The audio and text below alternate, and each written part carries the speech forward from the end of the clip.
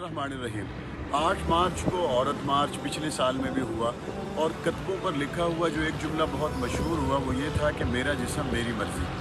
तो बहुत अच्छी बात है, अगर आपके जिस्म पे आपकी मर्ज़ी चलती है तो सबसे पहला काम ये करें कि अपने आप को औरत से मर्द बना लें ताकि सारा मसला ही ख़त्म हो जाए।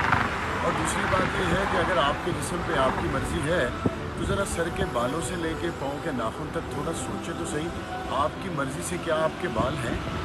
हज़ारों किस्म के शैम्पूज लगाने के बावजूद आपकी मन चाही जुल्फ़ें नहीं बन सकती जिसकी आप ज़िंदगी भर कोशिश में लगी रहती हैं। क्या आपकी आँखें आपकी मर्ज़ी की हैं? क्या आप जिस तरह का नाक चाहती हैं वो आपकी मर्ज़ी का है? क्या आपके होंठ आपकी मर्ज़ी के हैं? क्या आपका ख़ानदान आपकी मर्ज़ी का है? क्या आपके वालिदैन और आपके बहन भाई आपकी मर्ज़ी के हैं? यहाँ तक कि आपके रिश्तेदार आपकी मर्ज़ी के हैं? जब कोई भी आपकी मर्ज़ी का नहीं तो आपको ये बात समझ लेनी चाहिए कि सारी चीज़ों को बराबर जोड़कर इंसान की शख्सियत में हो या ख़ानदान में बिखरे हुए रिश्तेदारों में हो या वालिदैन और बीवी बच्चे हों, वो तमाम चीज़ों को बराबर करने वाली सिर्फ़ अल्लाह की मर्ज़ी है।